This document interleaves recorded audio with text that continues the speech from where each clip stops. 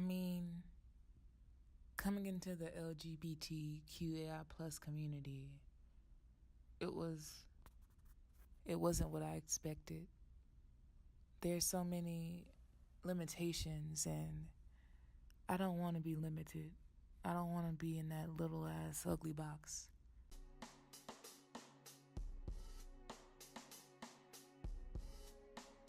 They say don't talk about it, don't tell, quell yourself, because they didn't ask. Don't say anything about yourself unless you have a picture of your opposite sex partner sitting proudly on your desk, then you can talk all about that. I don't want to hear about your sex life, she says when the man talks about his husband. Then she pulls a picture of her own handsome husband out of her purse to show that man. That's not a real thing. I bet sex with me could fix you, he says to the asexual woman he just hit on for the third time that night. The woman, who in a moment of desperation explained why she wasn't interested to someone who didn't care. You were born a man, so you always will be a man. Either way, I didn't want you to tell me what you have down there, he said to the woman whose gender he was just questioning loudly and mockingly to his friends, just after he had been loudly, boastfully talking about his own genitalia. They say for us to squash ourselves and go on quietly closeting our kisses and hand-holding, or lack thereof, while they talk sex everywhere, through movies and books and advertisements, through the whole of everything that tells and has always told their stories. And yet they say, no one ever gets to talk about the fact that they're straight.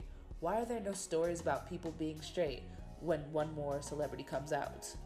They aren't commenting on the articles about so-and-so getting married, having kids. They don't see or care about how that man and white prototype they consider ideal is woven into almost every word spoken by media agendas. It is normal white noise to them, while the quiet rebellion of "this is me" is a ruckus of unwanted words. And what's with it, like, lesbians, gay people, you name it, will like try to differentiate themselves so much from heterosexual people, yet try their very best to emulate them. Like, on one end, you bash heterosexuality in a sense and say how you don't need to be that way in order to be acceptable, yet you frame your relationships, you frame your entire dynamic to look like that, and that makes absolutely no sense to me. Heteronormativity. Noun. Heteronormativity is the belief that people fall into distinct and complementary genders, male and female, with natural roles in life. It assumes that heterosexuality is the only sexual orientation or the only norm, and that sexual and marital relations are most or only fitting between people of the opposite sex. A heteronormative view, therefore, involves alignment of biological sex, sexuality, gender identity, and gender role. Dyke, noun or adjective, a word used to refer to lesbians. Originally meant to be a slur, it has been reclaimed by many lesbians who might use it to identify themselves or other lesbians. It is considered rude to use the word dyke unless you yourself identify as one. Stud, noun or adjective, a masculine-presenting woman. My name is Charbonnet Johnson. I'm from Arkansas, but I was raised in the Stone Mountain area.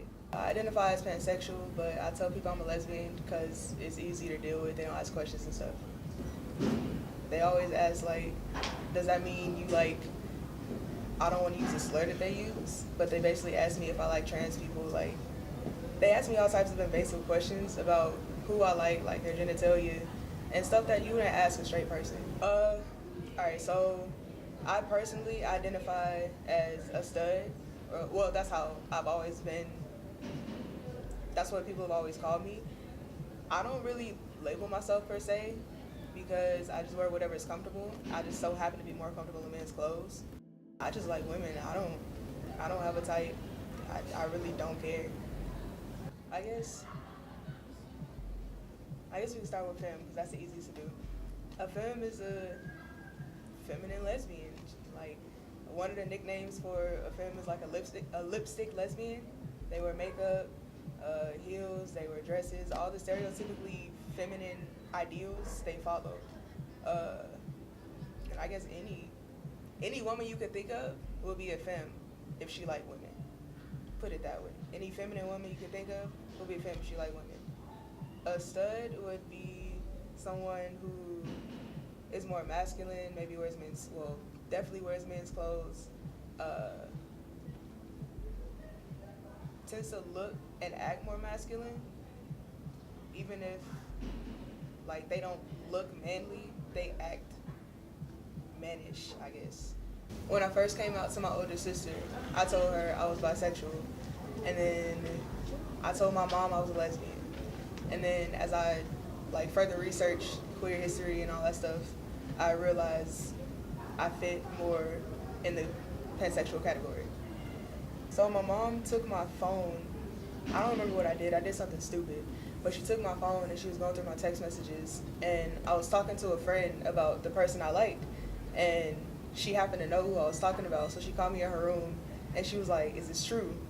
And at this point I had been lying for a couple of years because she had been asking me if I like girls since I was in 6th grade, and this was the summer right before I went to the 9th grade. So I was like, I can't lie, you holding the evidence, so yeah. And she got really mad, and of course she told everybody in the family, and she didn't talk to me for a couple of days, and then she was like, "Don't tell anybody at school, blah, blah, blah, don't broadcast it." And I was like, I wasn't gonna do that anyway, but it's kind of obvious that I like girls. Y'all see how I look. I don't have a lot of masculine friends, I guess other stud friends, because they always want to act like guys. And I understand, being masculine, you want to present as a masculine being, but they do things that guys do, they're just gross. I don't really know how to explain it. They're not nice people. And my favorite thing that they do is if you ask them how they feel about two masculine lesbians being in a relationship, they'll say something like, "Oh, I'm not with that gay shit." You're literally gay. How are you not? So I just stupid little comments like that. I get annoyed, so I just stay away from hyper masculine people like that. It's prevalent in relationships. A lot of lesbians will get mad if you ask who's a man in a relationship, who's a woman, but then they'll go carry out those same gender roles in their relationship. And if anybody talks about deviating or asks them to deviate, or even ask them why they follow those norms, they don't have an answer. I just do it. Okay, so it's in me trying to discover what I wanted to tell a story about, I just thought about myself and something that I really struggled with, and that was, I was performing heterosexuality for 20 years of my life. I wanted the husband and the 2.5 kids and the white picket fence, and I was socialized to want that.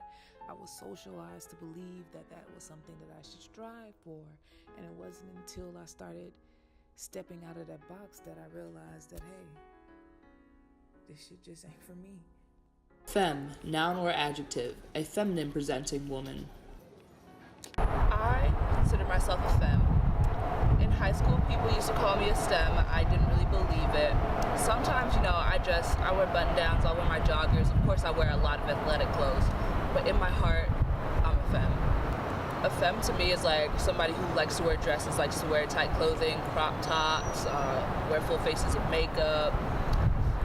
Somebody who doesn't use the strap in the bedroom. But, that's just me.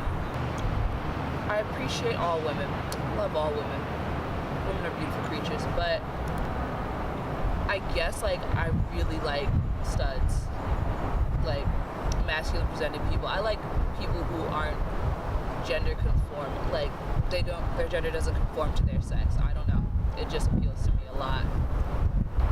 I just didn't feel super comfortable wearing guys' clothes all the time. I wanted to be girly, cute sometimes, and then in college especially, I just really got into makeup. Like, I love it. Love makeup. And I'm just like, yeah, I'm femme.